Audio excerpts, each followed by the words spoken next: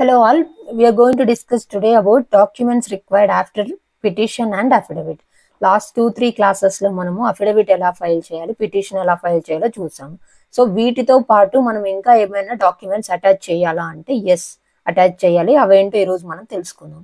So వీటితో పాటు మనము అనెక్షర్స్ ఆర్ ఎన్క్లోజర్స్ అనే ఒక డాక్యుమెంట్ ఇవ్వాలన్నమాట. సో ఇందులో మనము ఎలా డాక్యుమెంట్స్ అరేంజ్ చేయాలి, అసలు ఏ డాక్యుమెంట్స్ రిక్వైర్డ్ మనం పిటిషన్ ఫైల్ చేసిన దానికి అని చెప్పేసి ఒక అనెక్షర్స్ డాక్యుమెంట్ ఉంటుంది. అనెక్షర్స్ లో ఫస్ట్ పేజ్ వచ్చేసి ఇండెక్స్ అన్నమాట. ఇండెక్స్ అంటే ఏంటంటే ఇప్పుడు మీరు ఒక బుక్ కొనుక్కుంటే ఫస్ట్ పేజ్ లో ఏ పేజ్ నుంచి ఏం వరకు ఉంది అని చెప్పేసి ఒక ఇండెక్స్ పేజ్ ఉంటుంది కదా, సేమ్ అలాగే అనమాట. సో మీరు రిట్ పిటిషన్ ఫైల్ చేశారు, అఫిడవిట్ ఫైల్ చేశారు, అండ్ నెక్స్ట్ అనెక్షర్స్ లో first number page number 1 to 3 వరకు ఏముంది. ఫర్ ఎగ్జాంపుల్ ఇది ఒక టేబుల్ అనమాట, సేమ్ ఇలాగే పెట్టాలి మీరు డాక్యుమెంట్ లో కూడా. సో 1 to 3 నుంచి కాపీ ఆఫ్ పోలీస్ కంప్లైంట్ ఉంది. 4th పేజ్ లో Aadhaar card of mister Ramesh Kumar, and next 5 to 7 వరకు ఫోటోగ్రాఫ్స్ ఫ్రమ్ ప్రొటెస్ట్ సైట్ అని ఉంది. సో ఇక్కడ ఫోటోగ్రాఫ్స్ ఫ్రమ్ ప్రొటెస్ట్ సైట్ ఎందుకు మెన్షన్ చేస్తాం అంటే మనం తీసుకున్న ఎగ్జాంపుల్ అలాంటిది. సో మీరు ఇది డౌట్ ఉంటే ప్రీవియస్ క్లాస్ చెక్ చేసుకోండి. సో ఇలా ఒక పేజ్ ఉండాలన్నమాట. అనెక్షర్స్ లో ఫస్ట్ పేజ్ ఇలా ఉండాలి. దాని తర్వాత 1 నుంచి 3 వరకు మీరు ఏం చెప్పారు, ఎఫ్ఐఆర్ కాపీ ఉన్నారు. అలాగే ఎఫ్ఐఆర్ కాపీని కూడా మీరు ఆ 1 నుంచి 3 వరకు మెయింటైన్ చేసుకోవాలన్నమాట. అది జస్ట్ ఎగ్జాంపుల్ మీకు. And next important annexures documents లో సర్వీస్ సర్టిఫికేట్ అనమాట, లేదా ప్రూఫ్ ఆఫ్ సర్వీస్. సో ఇదేంటంటే మీరు మీ క్లయింట్ తరపున మీరు అడ్వకేట్ గా వర్క్ చేస్తున్నారు కదా, సేమ్ మీరు ఒక కోర్టుకి ఒక డాక్యుమెంట్ ఇవ్వాలి, అలాగే మీ ఆపోజిట్ పార్టీకి కూడా ఈ డాక్యుమెంట్ అనేది సెండ్ చేయాలన్నమాట. సో డాక్యుమెంట్స్ అన్ని నేను మెటీరియల్ పేపర్స్ అండ్ అలాగే రిట్ పిటిషన్ అఫిడవిట్ అన్ని కూడా ఆపోజిట్ పార్టీ కౌన్సిల్ కి కూడా నేను ఇచ్చాను అని చెప్పినట్లు ఒక పిటిషన్ అనమాట. ఇది గవర్నమెంట్ ప్లేడర్ అయితే గవర్నమెంట్ ప్లేడర్ కి ఇస్తారు, లేదా ప్రైవేట్ పార్టీ అయితే ప్రైవేట్ పార్టీస్ కి ఇస్తారనమాట. సో ఇది ఒక జస్ట్ చెప్పడం అనమాట in the form of document. Next వచ్చేసి ఎగ్జాంపుల్స్ ఆఫ్ అనెక్షర్స్ ఏంటంటే ఇది మనం తీసుకున్న ఎగ్జాంపుల్ ని బట్టి హెబియస్ కార్పస్ కేసులో ఎఫ్ఐఆర్ కాపీ ఉంటే ఎఫ్ఐఆర్ కాపీ చేయండి. ఎఫ్ఐఆర్ కాపీ లేదు, ఫస్ట్ టైం కోర్టులోనే ఆ కేసు రిజిస్టర్ చేస్తున్నారంటే అవసరం లేదు ఎఫ్ఐఆర్ కాపీ. అండ్ నెక్స్ట్ వచ్చేసి arrest are detention memo. So మనం తీసుకున్న కేసులో ఏమీ ఇవ్వలేదు కాబట్టి అరెస్ట్ మెమో అవసరం లేదు, కానీ కొన్ని కేసెస్ లో కోర్టు నుంచి పోలీస్ స్టేషన్ నుంచి అరెస్ట్ మెమో వస్తుంది, డిటెన్షన్ మెమో వస్తుంది కదా. సో మీ క్లయింట్ని అడిగితే ఆ కాపీ మీకు ఇస్తారు, లేదంటే పోలీసులను అడిగినా కూడా ఇస్తారనమాట. సో ఇది ఒక కాపీ అటాచ్ చేయండి. నెక్స్ట్ పోలీస్ కంప్లైంట్ అంటే for example me client police స్టేషన్కి వెళ్ళారు. సో వెళ్ళి కంప్లైంట్ ఫైల్ చేయడానికి ట్రై చేశారు, కానీ వాళ్ళు తీసుకున్నారు కానీ ఇన్వెస్టిగేషన్ స్టార్ట్ చేయలేదు. అలాంటప్పుడు మీ దగ్గర ఒక కాపీ ఉంటుంది కదా, ఆ కాపీని కూడా అటాచ్ చేయండి. And next medical reports. For example ఒక క్లయింట్ని వాళ్ళ హెల్త్ రిలేటెడ్గా ఏదైనా షుగర్ బీపీ కానీ ఇట్లాంటిది ఏదైనా హార్ట్ ప్రాబ్లమ్స్ ఉన్నాయి, దాని రిలేటెడ్గా సో ప్రాబ్లమ్స్ ఉన్నాయి మా క్లయింట్కి అని చెప్పేసి మెడికల్ రిపోర్ట్స్ ఇవ్వాలి. ఊరికే పేపర్ మీద రాయడం కాదు, సో పర్టికులర్ హాస్పిటల్ నుంచి ఆ సర్టిఫికేట్ తీసుకొని వాళ్ళ లెటర్ హెడ్ మీద ప్రొడ్యూస్ చేయాలి. ఇది ఎగ్జాంపుల్గా పెట్టాను నేను ఇక్కడ. అండ్ నెక్స్ట్ ఆ ఇన్సిడెంట్ ఏదైతే జరిగిందో అరెస్ట్, ఇల్లీగల్ అరెస్ట్, దానికి రిలేటెడ్గా ఫోటోగ్రాఫ్స్ కానీ వీడియో ప్రూఫ్ కానీ ఏదైనా ఉంటే కనుక సీసీ కెమెరాస్ నుంచి కానీ ఇక్కడ మీడియా టెలికాస్ట్ చేసినా కానీ అలాంటివి తీసుకొని అటాచ్ చేయడానికి ట్రై చేయండి.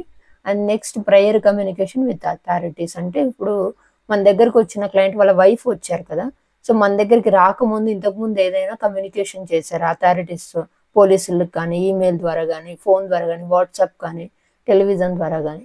సో అలాంటివి ఏమైనా ఉంటే ఆ యొక్క డాక్యుమెంట్స్ కూడా మీరు స్క్రీన్ షాట్స్ ఉంటే ప్రింట్ తీసేసుకొని అటాచ్ చేయండి. అండ్ నెక్స్ట్ ఇప్పుడు మన దగ్గరికి వైఫ్ వచ్చింది, వాళ్ళ హస్బెండ్ అని చెప్పారు. సో దానికి రిలేటెడ్గా ప్రూఫ్స్ కావాలి కదా, ఊరికే కోర్టు ఇవ్వడం వైఫ్ హస్బెండ్ అంటే సరిపోదు కదా. దానికి రిలేటెడ్గా డాక్యుమెంట్స్ సంథింగ్ ఆధార్ కార్డులో వాళ్ళ హస్బెండ్ నేమ్ కానీ, లేదా మ్యారేజ్ సర్టిఫికేట్ కానీ, ఫ్యామిలీ కార్డు కానీ ఇలాంటివి ఏమైనా ఉంటే అటాచ్ చేసుకోండి. Next covering letter or filing memo.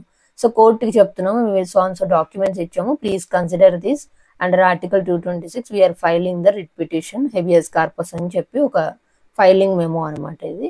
And next వచ్చేసి list of dates and events or else chronological events అని కూడా అంటారు అనమాట. Very important document.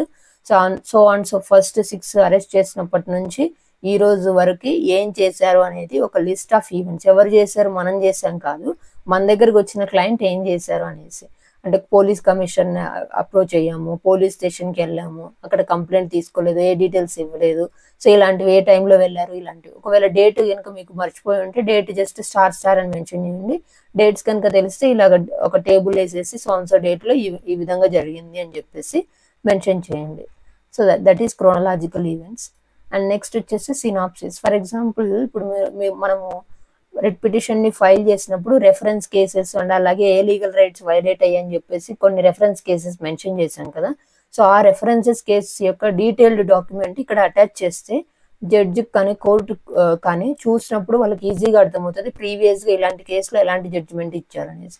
సో మీరు ఆ డీటెయిల్స్ ఎక్కడ నుంచి తెచ్చుకుంటారు? ఈ కోర్ట్స్ వెబ్సైట్లోకి వెళ్తే ప్రీవియస్ ఆ కేసు నెంబర్ అది టైప్ చేయగానే మీకు డీటెయిల్స్ అన్నీ వస్తాయి అనమాట. ఆ జడ్జిమెంట్ కాపీని అటాచ్ చేసేసుకోండి దీంట్లో.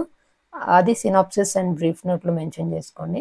నెక్స్ట్ కోర్టు ఫీజు అనమాట. సో మీరు ఫైల్ చేసే కోర్టు ఫీజు ఎంత ఉంది దాన్ని బట్టి మీరు కోర్టు ఫీజు అండ్ స్టాంప్స్ కూడా అటాచ్ చేయాల్సి వస్తుంది. సో రిట్ పిటిషన్స్కి most of the courts habeas corpus ఎస్పెషల్గా ఎక్సెంప్షన్ ఉంటుంది, కోర్టు ఫీజు ఎక్సెంప్షన్. ఒకవేళ మీ స్టేట్లో కనుక లేకపోతే కనుక ఆ స్టేట్ యొక్క కోర్టు ఫీజుని బట్టి మీరు ఫీజు పే చేయాల్సి వస్తుంది అనమాట. సో మీ యొక్క కోర్టు ఫీజు ఎలా ఉంటాయి మీ స్టేట్లో అని కావాలంటే డీటెయిల్స్ జస్ట్ కామెంట్ చేయండి. ఏపీ అయితే ఏపీ అని, అలాగే తెలంగాణ అయితే టీజీ అని టైప్ చేయండి. నేను పీడిఎఫ్ డాక్యుమెంట్స్ పంపిస్తాను, court fees documents. And next వచ్చేసి మెమో ఆఫ్ పార్టీస్. ఇదేంటంటే జస్ట్ సింగిల్ డాక్యుమెంట్లో మీ యొక్క పిటిషనర్ రెస్పాండెంట్ యొక్క డీటెయిల్స్ మెన్షన్ చేయాలన్నమాట. సో ఇవన్నీ కూడా మీ యొక్క రిట్ పిటిషన్తో పాటు అలాగే అఫిడవిట్తో పాటు వకాల్తానామా ఆర్ఎల్స్ మెమో ఆఫ్ అపియరెన్స్తో పాటు ఇవన్నీ కూడా మీరు అటాచ్ చేసి కోర్టుకి ఇవ్వాలన్నమాట మీ కేసుని కోర్టు ముందుకు తీసుకెళ్ళడానికి. So that's all. Thank you so much for watching my channel. And next I'm planning other kind of petitions videos also. Please like, comment and subscribe.